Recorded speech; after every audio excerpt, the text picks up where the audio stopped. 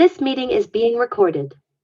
Greetings and welcome to Mount Olympus. I am Hercules Invictus, and today on Voice of Olympus, I am proud to bring you Living Theurgy, where we continue our year-long conversation and dialogue into the mysteries of this ancient art. Without further ado, we will introduce our theurgists, starting with Jean-Louis de Biasi, Tony Mierzwicki, and Apollonius. I'm glad that you're all here. I'm looking forward to our conversation tonight. Before we explore some of the mysteries of theurgy, everyone had a lot going on last time we spoke, and I'd love to hear what's new with everybody's projects. Jean-Louis, you had a lot of amazing things going on.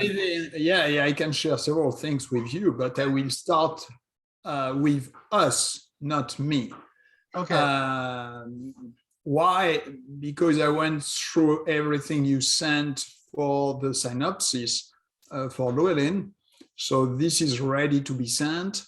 It will be sent during this weekend.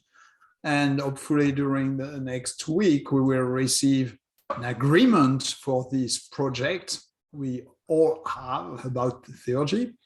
So this is going well in the good direction, and later this year we should have a book on which we all worked. So this is a project is going forward, and this is a great news for everyone. Yes.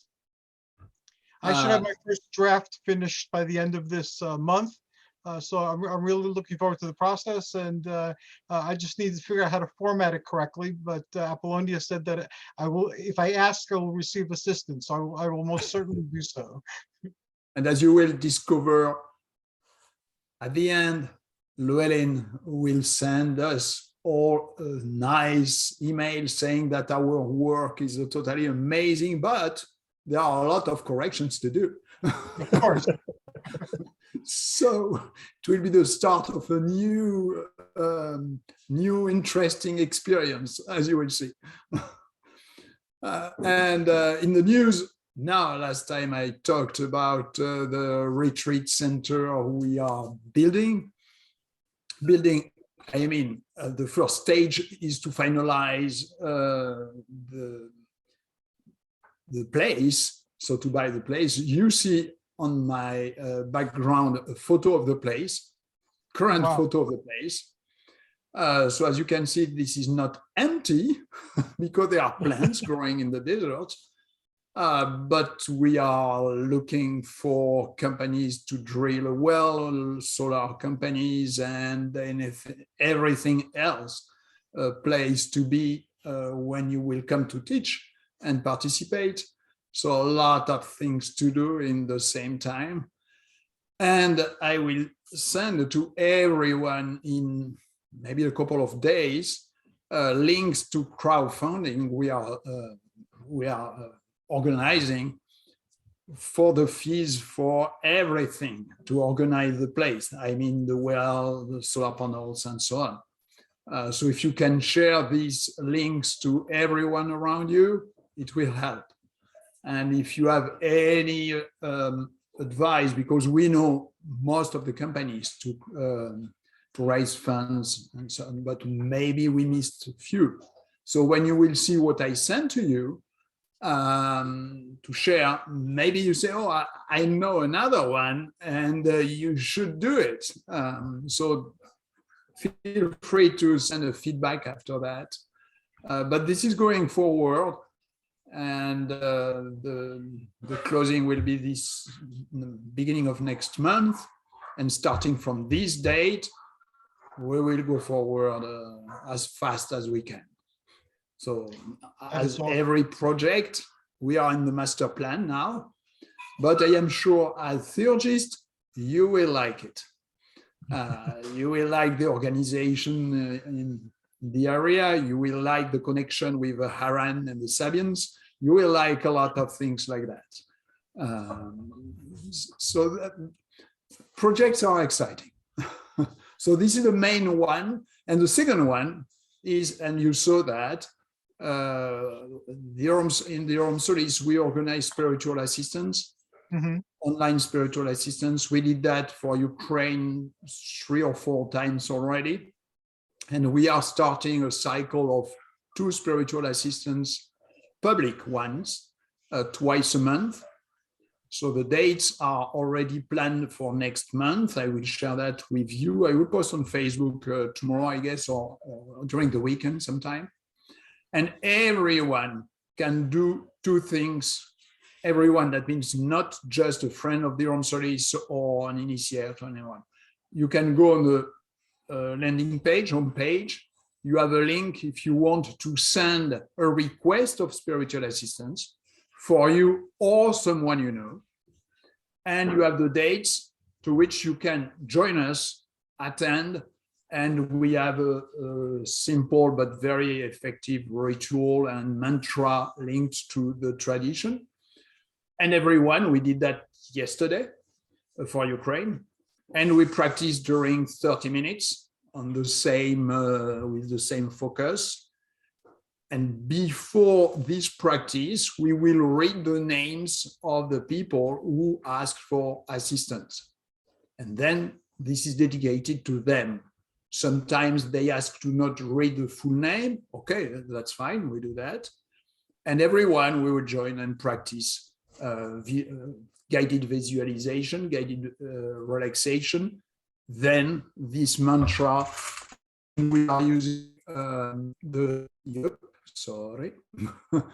turquoise prayer with 8 series of 8, and the mantra is everyone is doing that.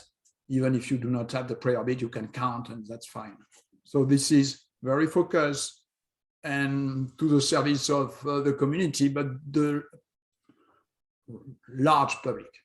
So I will share with you the 2 dates, the link to ask for spiritual assistance. And this is a second project I was eager to share with you. That is awesome. And you also have the pronos too. You opened the door to your pronos. That's true. I forgot that. Yes.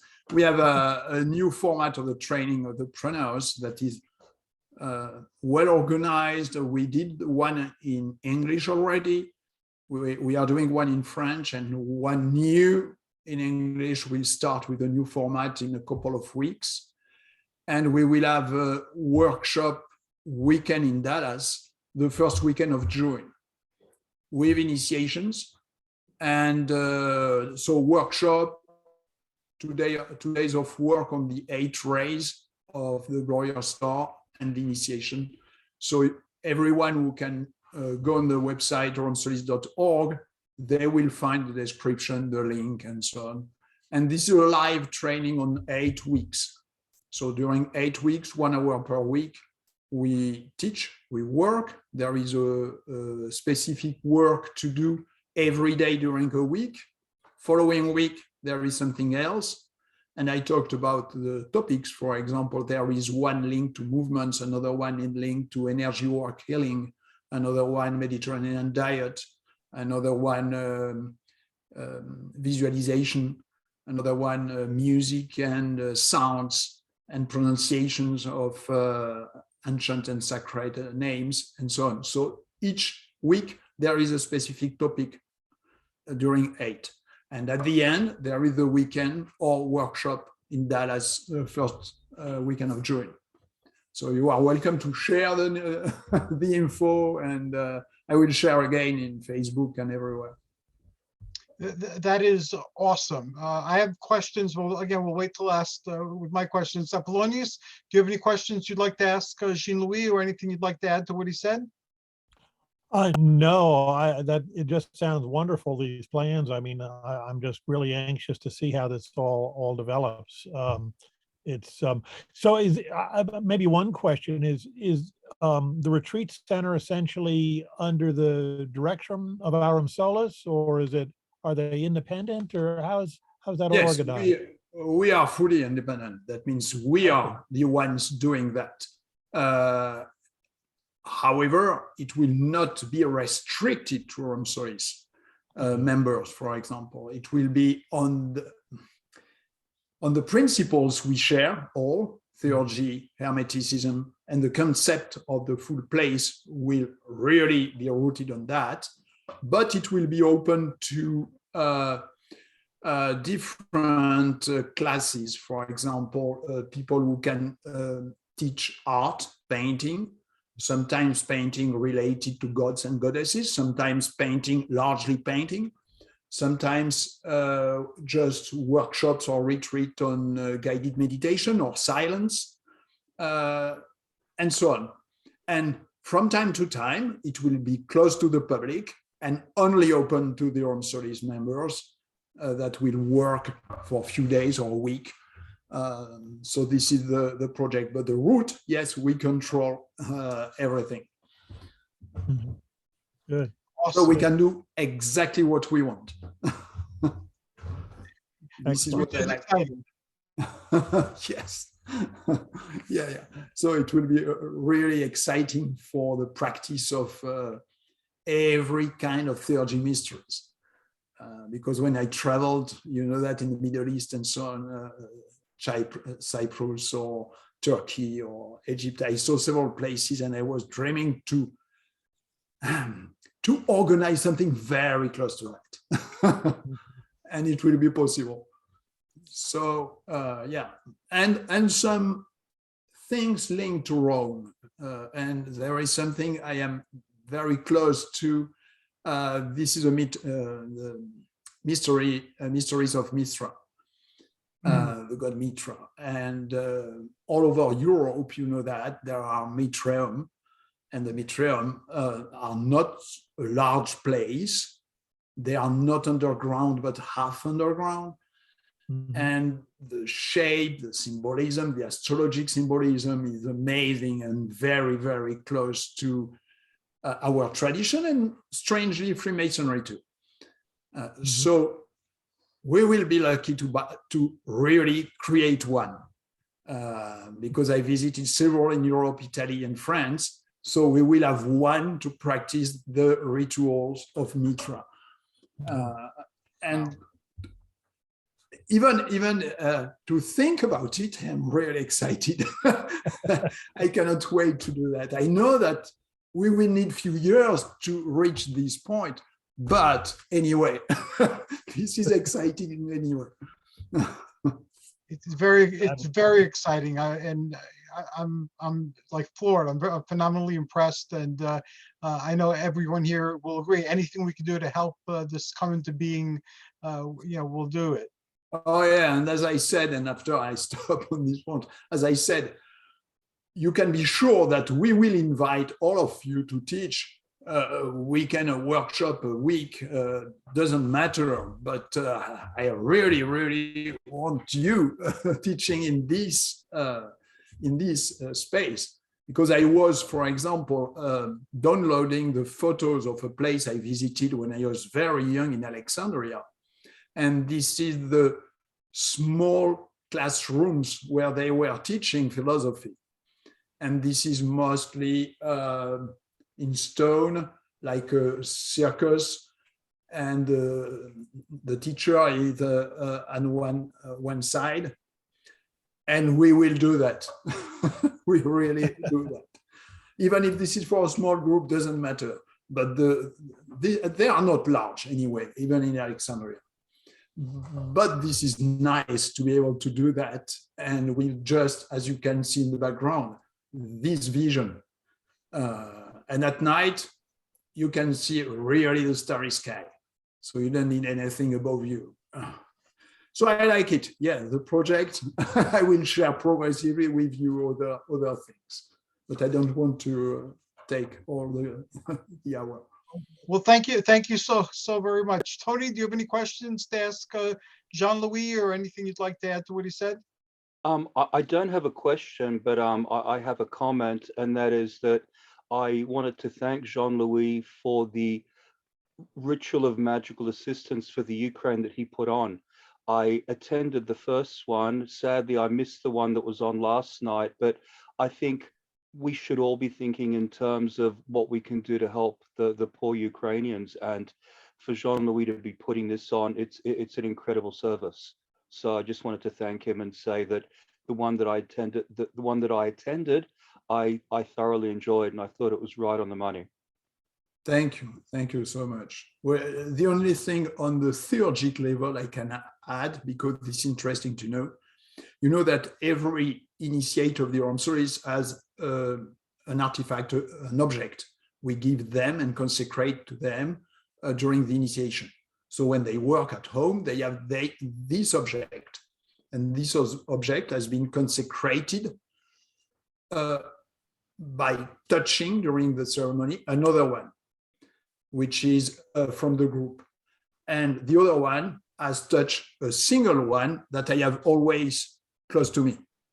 And this is what we call the mother Theurgy. And this is a magical link that has been created by contact and consecration. So this is 3 steps: the mother here, the house, so a main one, and the initiate. And as we have 2 initiates in Ukraine currently, and they flew Kiev because they were living in Kiev, and so it was just the time for them. They couldn't cross the border because men must stay in Ukraine, and she obviously wanted to stay with him, but they are safe in the southwest part of the country. But what I was explaining yesterday, and this is a magical or theurgic interesting process, this object consecrated, they have 3 with them, and they are really on the land of Ukraine, physically. That means when we do the ritual, and I have in front of me this artifact, this object, I touch it, and steps, and they are connected. Visualization, through consecration. So the energy that is created go on this web, this connection, and are really rooted and going on the land of Ukraine, because they are really on this place. So it makes, it strengthens the work even more, I guess. Wow. Thank you, Jean-Louis, again, from all of us. Apollonius, you have a book coming out, which everyone is waiting for, and you mentioned a few other projects, and then you let it slide in another conversation that you're also exploring the mysteries of ancient Olympian shamanism, and that's a lot of conversations I'd like to have with you. I used to teach that for over a decade in Pennsylvania, so I'd love to have conversations with you on that. Yeah, so I've been really, in a sense, I've been exploring that for decades. I mean, because I really see that as the roots of the ancient Greek mystical and spiritual traditions. And you know, we see that in Pythagoras especially, but also in Empedocles and Parmenides, and many other figures in Greek history and legend. But yeah, so I've got the book coming out in May, Secret Texts of Hellenic Polytheism, about the essentially neo-pagan religion developed by George Gevithos Plethon in around 1400, and that'll be out. I've done everything. It's in the machine now to be produced and should be out. I'm writing a couple articles to be published in the Llewellyn blog and in the Llewellyn Journal about the time the book comes out.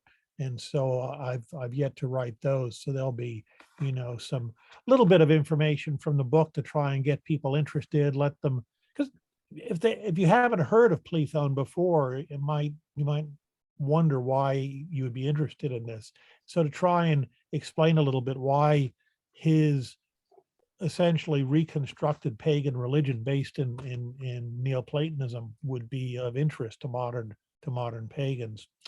And so I'm working on those.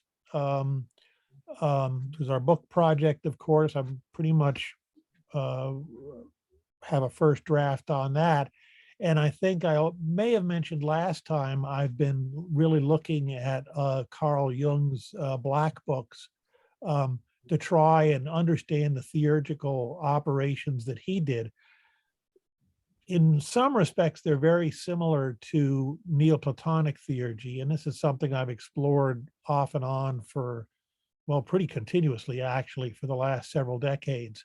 But there's differences too. There are interesting differences. And the primary one I like to explain, or the way I like to describe it, is the Neoplatonists were usually interested in going up,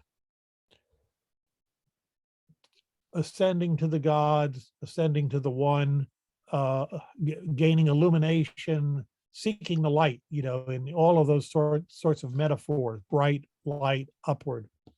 On the other hand, many of Jung's theurgical adventures, you might call them, were down. They were to the underworld, or they were to very dark places, and they sometimes had rather horrendous things taking place.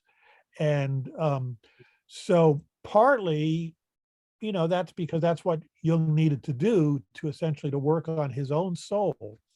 So I'm interested in exploring the differences of that. So I've been spending a lot of time over the past several months, really over the past year, trying to pull together. It's a huge mass of material.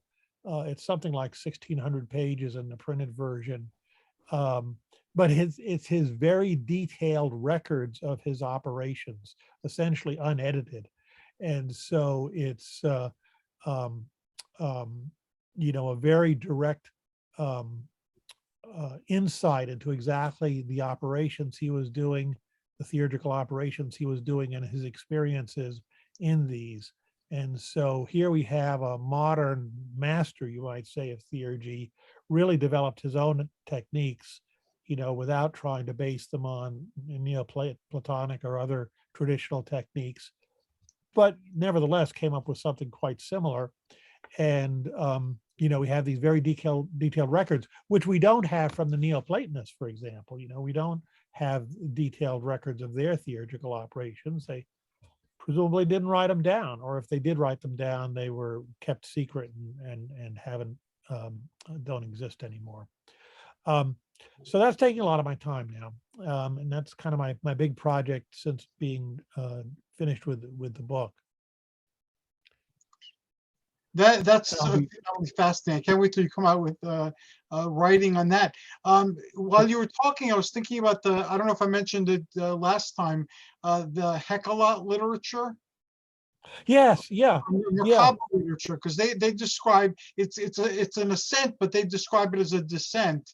And with a lot of the Gnostic type of work too, you can go to the same place, going down and going up, and it's the same place with a different experience of the same place, with the Anabasis and the Katabasis. And this is a very interesting connection with Gnosticism too, because of course Jung is often connected with Gnosticism because he said his psychology was very similar to Gnosticism. There's a book out, a well-known book called The Gnostic Jung. But one of the differences is the Gnostics were trying to escape the material world primarily. Mm-hmm. They thought of the material world as evil and something that you had to escape. Whereas it seems like what Jung was doing was he was really embracing it. He was saying, this is half of reality. We can't just reject this. And so that's part of the reason he was going down, is he was much more embracing exactly the kinds of things that the Gnostics tended to reject. But how to do that is a very interesting question. And of course, that's what a lot of Jungian psychology is about.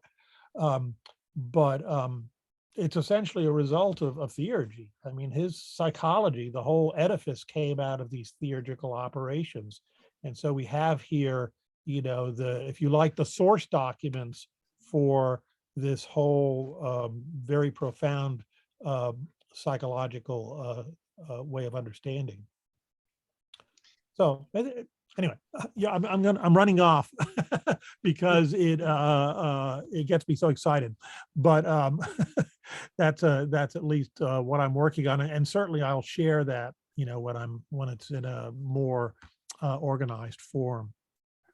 I'm excited about it too. It's kind of like we're watching a theurgic renaissance being born right before right before our eyes. We are. It's amazing, and I'm very honored to be a part of it. Thank you. Jean-Louis, do you have anything you'd like to ask Apollonius? Yes, yes. I am very, very curious to know something, because you are saying that Jung was really practicing kind of theurgic practices, and if this is it really the case, and if yes, what kind? Can you give us an example or an idea, or? Yes. So I'll try and put it fairly briefly. Mm-hmm. In a theoretical sense, he was using the same techniques as the Neoplatonists, using symbols as a way of accessing various spirits, divine figures, and so forth. It was not ritually elaborate, however. As far as we know, what he did is many evenings, probably after dinner, maybe later in the evening, he would retire to his library, and he would just put himself in a kind of meditative state, and he would invoke, usually he invoked what he called his soul. It was what he later called his anima, essentially his psychopomp. And most of his operations, many of them were just interacting directly with her, but sometimes she would then introduce him to other figures. Or maybe he would have a dream about some figure, and so then he would contact his anima and say, who was this? And then she would perhaps take him to visit this figure or something. And he would have various sorts of things happen to him in his imagination, in the evenings typically. Sometimes his anima or some other figure would wake him up out of his sleep and say, I want to talk. And so then he would be into it. So it doesn't appear that he did much in the way of ritual, except putting him in a place with a candle, perhaps in a semi-dark room in the evening when he was all alone. At least one time he terminated a theurgical operation when he said he ran out of tobacco. So he may have liked to have a pipe to help the operation along too. But it was essentially much more of an interior sort of process as opposed to an explicit sort of ritual. But it does appear he did sometimes. He would do mental digging. This is one of the ways he went down. He would imagine digging a hole and going down into the hole. But sometimes he would work in the garden, and he would literally dig a hole. And it's very similar to ancient Sumerian and Babylonian pit rituals, which people would perform to get in contact with the underworld. And it's the Nicaea in the Odyssey, where Odysseus contacts all of the shades of the dead. Same sort of pit ritual. And so he wouldn't slaughter any animals or anything like that, but he would go out and dig in the garden and again get into a meditative state and use that digging as a symbol to then contact these underworld figures. So he describes it quite explicitly, but these black books were not published before 2 years ago. And so very few people had actually seen all of this material, all of the detailed material. Some of it was in an edited form, was published in the Red Book about 10 years ago. But he edited it and cleaned it up a bit for that. And he didn't publish all of the material in the Red Book. Well, he didn't publish the Red Book at all, but he didn't put the material in the Red Book. If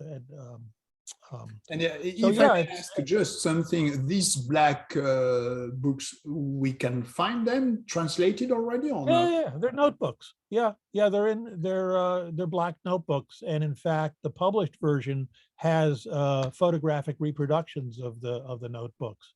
So yeah, you can order them, the published version. It's 7 volumes. They're available now, and they include the photos of the original Black Book. But yeah, you can go see them in Zurich, and they're just ordinary black notebooks, like you would use to take notes. I'm going to say I probably got one, not one of his, obviously, but something like this. Yeah. Softbound notebooks. They're just called the Black Books because all except one of them have black covers, like that one I just showed you. But then he, as I said, he edited some of this material, interpreted it, elaborated on it, painted it, and inscribed it into this red leather bound folio edition called the Red Book, which is really a beautiful, magnificent book, which was kept locked up in a Swiss bank vault for, I think it was about 75 years, ever since he died. And finally, it was approved to be published in a facsimile edition in 2010, I believe, about 2010. And it's really, if you've never seen it, it's really just mind-boggling. But it's, if you like, the visionary expression of his theurgical operations. And he really couldn't admit this. He didn't want to admit this to most people during his lifetime, except his closest associates. But this was the source of all of the material that later became Jungian psychology, that was published in the, 13 volumes of his collected works and innumerable other works that are not published yet. So this is a major intellectual movement, essentially, was born out of theurgical operations. Wow. I just checked on Amazon, and you can find the Black Books on Amazon. Yeah. Yeah. Thank you. It's great reading. I mean, it's it's compelling reading. Thank you. Thank you. Tony, do you have any questions to ask Apollonius or to add to what he said? Not so much a question as a statement. I just wanted to publicly affirm what I said to Apollonius privately before our podcast began, and that is that as soon as the book comes out, I intend to review it and also interview him on my podcast. So I have been waiting for this book to come out for a long time, and I'm really looking forward to it. And I'm sure it's going to prove to be very useful for all people who are on a similar path to ours, tapping into ancient wisdom and ancient rituals. Right. I'm thrilled to do it. Thrilled to do it. Cool. Thank you. And Tony, what's going on in your universe? Okay, I haven't had as much exciting stuff to do as the other people here. However, in late February, I was involved in a huge online conference called Witchcon. So that basically had almost 100 presenters from all over the world, mainly America, as you can imagine, but there were also a couple of Australians there, people from the United Kingdom, from Central and South America, and there was someone there from Egypt as well. So I gave a talk on curses and binding spells. It was all based on the Greek magical papyri, which is my primary source text for just about everything that I do. So whenever I practice theurgy, I tend to dip into the Greek magical papyri.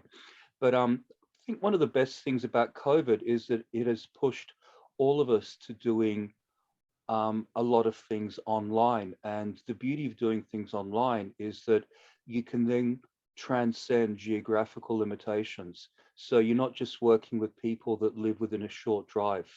So as I mentioned, there were people here, there were presenters here from all over the world. And also you could have people from all over the world listening in as well. So it's a wonderful way of bringing people together. And the next conference that I have lined up, Hercules, is the one that you're going to be in a few weeks' time. So I think I'm going to be a part of that as well. Which one is that? My brain is It's the one in New Jersey. the Witches Fest. Yeah, Okay. yeah. I put in an application for that, and I'm pretty sure I've been accepted. It's all sort of been a little bit vague. So hopefully I'll be in that. And the other thing that I've been working on is well, now the cat's out of the bag regarding the anthology that we're all working on. So I've got my chapter pretty well written. I just have to put it into the format which our publisher likes. That's sort of going to be the trickiest bit, but you know, it's the hard work's pretty well over. Thank you. Apollonius, do you have anything that you'd like to ask Tony or add to what Tony said? No, I don't think so. That sounds great. I'm looking forward to seeing your chapter too. I'm everyone's, but yeah, that's going to be a lot of fun, I think, to read each other's chapters too. Thank you. I'm really looking forward to that as well, because we all have our own approaches. So I learned so much from the people on this panel. Yeah, and I would agree, you know, that you know, the pandemic in a way has been a blessing, because it has kind of forced us to make more use of these online ways of doing things. And yeah, I regularly meet with people all around the world that, you know, otherwise I would be lucky if I saw them once a year. And Exactly. like you all. Yes. Thank you. And Jean-Louis, do you have anything to ask Tony or to add to what Tony said? You're muted, Jean-Louis. Sorry about that. Yes, I have a question because I didn't attend to the lecture and the presentation. So do you have a recording, Tony? Because I am interested to read or see what you presented. There is a recording there, but I think it's only available for attendees. Yeah. I can ask if it would be possible for you to get access to it. It's basically a lecture that I've delivered quite a number of times over the years, but I put it together with a PowerPoint presentation to make it a little bit easier to follow. And I had technical issues. I couldn't get the camera to work on me, so all you get to see is just a PowerPoint presentation. The way it was supposed to be set up is that you'd have the PowerPoint presentation taking up most of the screen, and my face would be there on the edge. So unfortunately, that didn't come through. They had technical difficulties with a couple of other presentations as well, but that's the way it goes. I mean, that's the way technology is. When it's working, it's fantastic, but when it fails, then you know, absolute disaster. So I was just unlucky that I was one of the ones that had issues. I have a suggestion. I don't know if this is possible or Hercules could do that, but why not presenting to us your PowerPoint during one meeting and all talking about it? Because we can do very good technical things without any issue. And I will be very interested to have this not private, but almost private presentation. Yeah, we could certainly do that. I do have the PowerPoint presentation, and I do have the notes that go with it. So the notes are basically a fuller version of what's in the PowerPoint. I'd be more than happy to deliver that if that's what you people wanted me to do. That'd be awesome, and we can schedule that as something separate and do it as regularly or as irregularly as people's schedules allow. But yes, Okay. I'd be willing to offer that, and I'd be willing to budget time for it, definitely. As long as this is easy to attend as we are doing today, and we can share this knowledge, I would like very much. Yes. Okay, I'd be very honored to present it to you guys. I'm sure most of it's going to be material that you're very familiar with, but I'd be honored to present it. Awesome. That'd be great. Yeah. I am sure Hercules will find a way. I will definitely find a way. It's just basically a matter of coordinating our schedules so that. And if not, my suggestion was to schedule that in one of our meetings. Yeah. We could do that too. Yes. And that took away one of the things I wanted to talk about. I wanted to ask if we wanted to do other things, because again, for me at this point, not that these are polished yet, but at least they're going, and we're putting them out on a very regular basis. So in time I will improve with things, and they'll be a little bit more polished. But in the interim, we can keep doing it, and with what I know, I could record it, and we can put it up so that it's available either publicly or privately. So I'm willing to do that. I'm also invited very often to speak at these types of events, and there are a couple of them coming up, one of them in New Jersey. In my brain, I thought that was like in July or something. So thank you for reminding me. I'll go look at it again after we get off. But what I was thinking was, at this point, I'm in a very strange place in my life, and I'm kind of like looking back on all the different things I've done over the years, and in all the different ways I've done it. And I'm trying to pick like the best and choose the best, the most important, the most powerful things I've done, and like kind of put them all together. So one of the things I brought back was parts of the shamanic type of stuff that I've been teaching. And I'm calling it the Cave of the Centaur now. It's had other names before. And it's basically the path of heroes. It takes people in a very small number of steps, very important steps. It's like, who am I? What do I want? Is what I want what you guys are doing? Those type of very basic questions. And using the hero literature of ancient Greece and Rome. So I announced that on Facebook. I used to have it in Northwest New Jersey in a metaphysical store. I contacted them. They'd love to have me back. So physically it'll take place there. I'm going to offer it on Zoom as well. Last time I had classes there, I did like the second and the third parts of that, which went beyond the voyage and so forth.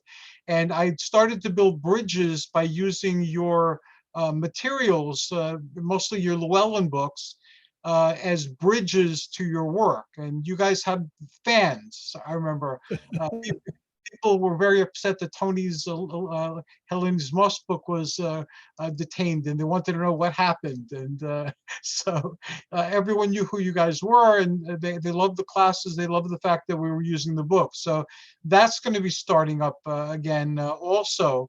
And before I start it up, I want to revisit the whole question to see if I can more effectively use your work, including your newest work and your newest activities. So like, for instance, the intent last time was to build a bridge to the Aurum Solis.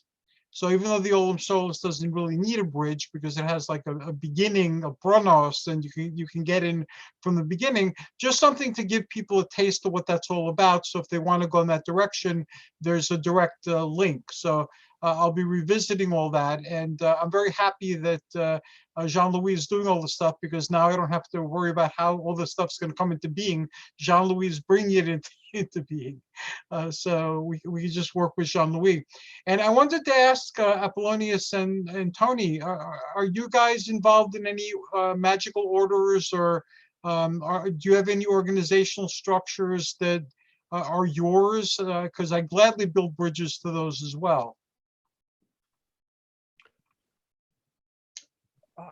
I guess I can answer first. I not really at this time. I was running an organization called the Omphalos many years ago that was mostly a networking organization for people generally in the Greco-Roman tradition, and to try and get in touch with each other and organize group rituals and and things like that.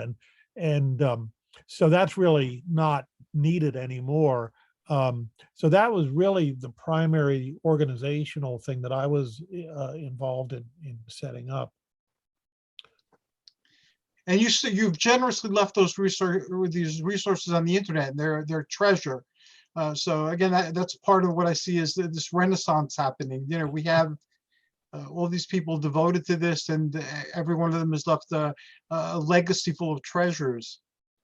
Tony, how about you? Do you have any organizational structure that you put together or that you're working with?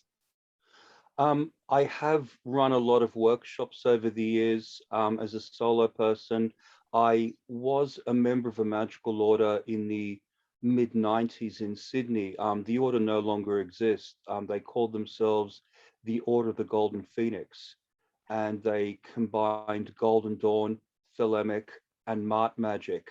And at the time, those were my three primary interests. So I was part of that for a year, and pretty well everyone in the esoteric community in Sydney walked through the doors of that temple.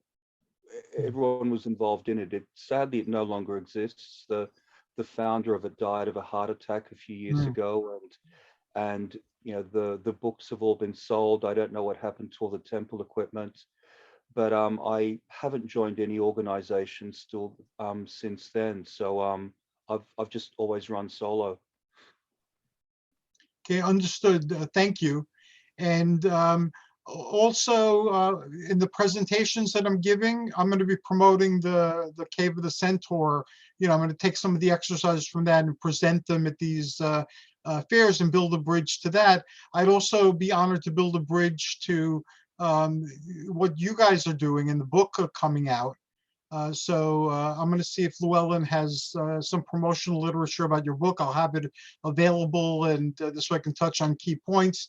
And Jean-Louis, whatever you'd like me to suggest as a link, I will be honored to refer people in that direction.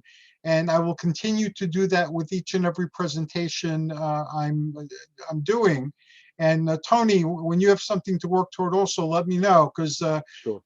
when I used to do talks very often before the pandemic, I used to have an information table, and I'd have like flyers and things on the table, and I would give a very like sentence long orientation to everything on the table, and this way people can, you know, take them. And I would tell them that you know, these are people and organizations I could personally vouch for, you know, and you know, feel free to explore it.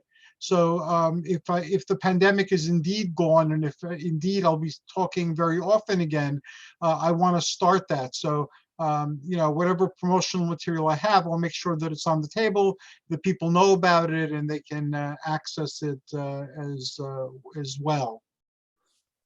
So those are some of the announcements I'm making. My publisher died, and I'll share. It was Timothy Green Beckley. He was notorious, you know, for editing and writing luridly covered and luridly titled metaphysical books. I grew up on that, so I was very honored to be part of the writing team, and I got published in like I think 19 different anthologies before he died. So his family is going to continue his legacy, and some of the other writers have formed publishing companies. So I've been approached. So right now, part of my looking at my life and what do I want to do for the rest of it is I'm going to narrow my categories to be more Olympian, even though I write a lot of Olympian stuff, and I'll be just focusing on that. You know, I find as I get older, I'm very much like the stereotype. You go back to what you know, to what you grew up with, to what was there in the beginning. So, and I also found too that despite I thought that I'd gone far from the tree with my family and my culture, I did not. I pretty much stayed at the bottom of the tree. So that was an illusion, but I guess a necessary one. So again, I will, through my writings, promote everything that we're doing. So if you just keep me informed, just like I post things on Facebook, I will spread things through these other vehicles that I'm putting together. So that's all I really have to announce. Now it's 10 o'clock. Do we want to answer the question, what are the gods? Do you want to wait till next time? I don't know. Well, I hope you're not Yeah, looking to me for an it's- answer to the question. It was just a topic for discussion. We can't tackle that one in 15 minutes. I guess we'll do that next time. We'll start off next time with what are the gods. And I really am interested to hear what everybody has to say. And I suspect the answer is like we were talking before we started the show about Plato. You know, the answer is there is no answer, but what you see from where you're standing at that particular point in time. But it'll be interesting to see where everybody's standing. How can people get in contact with you? And collectively, we're doing awesome, mind-boggling things. How can people hook up with what each of you is doing individually? Jean-Louis, how can people get in on this great adventure that you've opened for all of us? First website will be my own website, debiasi.org, debiasi.org. And the second one linked to what we are talking about tonight is aurumsolis.org, aurumsolis.org. I just want to add that I shared with you two things linked to the conversation we had with Apollonius about the black books, and another one called Active Imagination. I am talking about two books. If you know Scribe, you can find the books on Scribe. I'm not promoting it, but that's fine. We can download and read. Yes. Thank And I you. love Yeah, that. the Barbara Hanna book is very good, Yeah. by the way. Yeah. Okay. Yeah, I in my chapter, I have an active imagination exercise or two. Thank you very much. And Apollonius, how can people enter your worlds? Probably the best way is through my websites. One is opsopaus.com, and that's opsopaus.com. That has information about my new book coming out in May, and it'll be updated with additional information as that comes out. You can email me there also. It also has information about my previous books. And the other website, also for a book, is wisdomofhypatia.com. And it's Hypatia is Hypatia, and Wisdom of Hypatia is all one word. So either of those two websites, you can find out about my books and also contact me. Thank you. And before we get to Tony, one of the kids that I work with in one of my after-school programs, she was Greek, and her name was Hypatia. And I asked her, what are you called in English? How do you pronounce it in English? And she said Hypatia. She probably gave up trying to get people to pronounce it correctly. but we had a conversation at one point on the correct pronunciation, so both of us were right. Depends on where you're standing and who you're talking to. And Tony, how can people enter your world? Easiest way is through my Facebook pages. I have two, a personal one and an author one. And I also have a blog through Patheos called Holistic Spirituality. Thank you so much to all of you. I wish you a very wonderful weekend. I really got a lot out of today's conversation as always. And thanks to everybody who will be listening to this over the weekend. Until next time, this is all of us wishing all of you joyous journeys and amazing adventures. Thanks to everybody for being here. Thank you. So long. Thank you. Okay, good night.